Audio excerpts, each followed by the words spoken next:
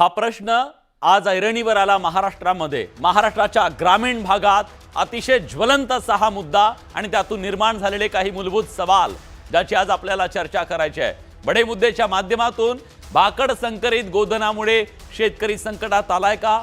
तुम्ही तुमचं मत नोंदवा। पुन्हा एकदा YouTube वर जा आणि तुमचं मत नोंदवा। कळेल सरकारला। आपण दाखवूया की काय शेतकऱ्यांची भावना आहे राज्यातल्या। गोवंश हत्या बंदी कायद्यात सुधारणा करावी का? या निमित्तानं संकरित जी गायी आहेत त्या गायींना वेगळं करता येऊ शकेल का, त्याच्याबद्दल सुद्धा आपल्याला आज चर्चा करायची आहे। मुद्दा हा सुद्धा आहे, भाकड जनावरांचा उच्छाद नेमका कसा थांबवला जाणार आहे? गावोगाव शहरो शहरी आज जी भाकड जनावरं मोकळी फिरतायत त्याचा बंदोबस्त नेमका कसा केला जाणार आहे? सवाल हा सुद्धा आहे की भाकड जनावरं खरेदी योजना सरकारनं राबवावी का? शेतकऱ्याचं लाख मोलाचं पशुधन हे फुकट का घेतलं जात आहे? जर गोमाता आहे तर त्याचे पैसे सरकारनं मोजले पाहिजेत आणि सरकारनं जर त्यांना सांभाळा सांगतायत तर मग सरकार घेताना फुकटात का घेत आहे? मुद्दा हा सुद्धा आहे, गोरक्षकांना अनुदान मग गोपालक शेतकऱ्यांना अनुदान का नाहीये? हे जे संकरित गोरे तयार होत आहेत त्यांना सांभाळणं जिकिरीचं बनलंय, मग सांभाळायला शेतकरी तयार आहेत पण शेतकऱ्यांना अनुदान देणार आहेत का जे गोरक्षकांना आता दिलं जात आहे? हा सवाल राज्यातल्या शेतकऱ्यांचा आहे आणि आज राज्यातला सगळा शेतकरी या कार्यक्रमाकडे डोळे लावून बसलेला आहे। आज शेकडो कमेंट लोकांच्या येत आहेत, लोक बोलतायत या विषयाबद्दल आणि कौतुकही करतायत की हा विषय तुम्ही महत्त्वाचा घेतला याच्याबद्दल। म्हणून आज या चर्चेत सहभागी होण्यासाठी आपल्यासोबत मान्यवर पाहुणे आहेत। आपल्यासोबत आता शेतकरी नेते विजय जावंदी आहेत। विजय सर, स्वागत आहे तुमचं। आपल्यासोबत हिंदुत्ववादी कार्यकर्ते तुषार दामगुडे आहेत। आपल्यासोबत दूध उत्पादक शेतकरी शिवारमी शेतकरी संघटनेचे पदाधिकारी दत्ता ढगे सुद्धा आहेत। दत्ता भाऊ, स्वागत आहे। आणि त्यांच्यासोबत काही गोपालक सुद्धा आहेत, त्यामुळे त्यांच्याकडे जाऊया। आपल्यासोबत शेतकरी नेते आमदार सदाभाऊ खोत हे सुद्धा पुढच्या काही क्षणात जोडले जातील आणि कृषी गो सेवा संघाचे सचिव सुधीर बहिरवाडे हे सुद्धा या चर्चेत सहभागी झालेले आहेत। सुधीर भाऊ, तुमचं सुद्धा स्वागत आहे। पण आज या चर्चेची सुरुवात मी करणार आहे ती राज्यातल्या एका शेतकऱ्यापासून। दत्ताभाऊ ढगे आपल्या सोबत आहेत। दत्ताभाऊ, काय आज राज्यातल्या पश्चिम महाराष्ट्रातल्या विशेषतः मराठवाड्यातल्या शेतकऱ्यांना कुठल्या प्रश्नाला सामोरं जावं लागतंय? काय तुमचं गाऱ्हाण आहे?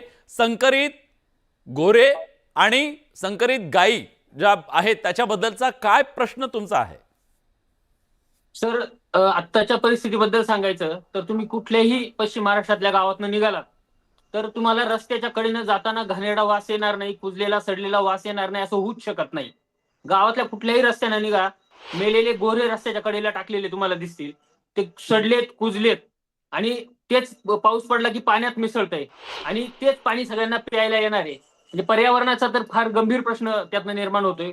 सोबत आरोग्याचाही फार गंभीर प्रश्न निर्माण होतोय। सोबतच जे भाकड गायी आहे किंवा एखादी गाय बसली, ती काही कामाची राहिली नाही तर तिला सांभाळण्याचा प्रश्न फार गंभीर झाला आहे।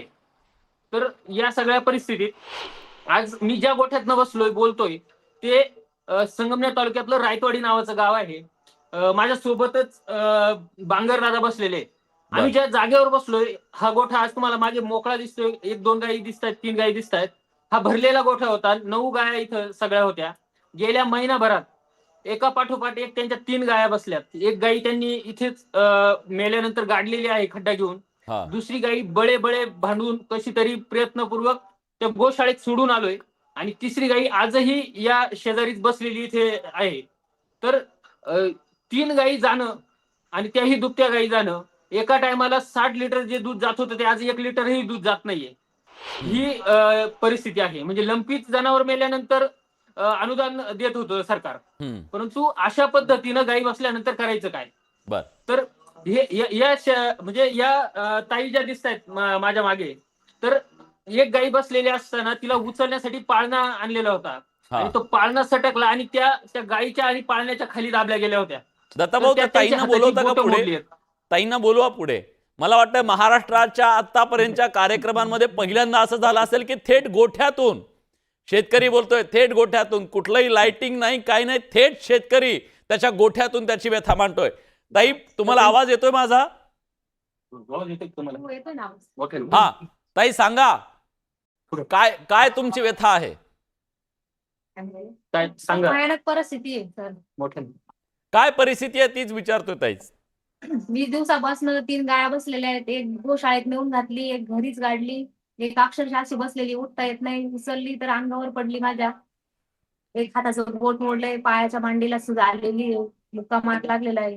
हा संकरित आणि गोऱ्यांचा सुद्धा- काय संकरित गोऱ्यांचा काय प्रश्न आहे? शंकरी गोऱ्यांचा असा प्रश्न आहे की सगळ्या रस्त्याने पडलेले आहेत, कुजलेले आहेत, घाणेरडा वास येतोय.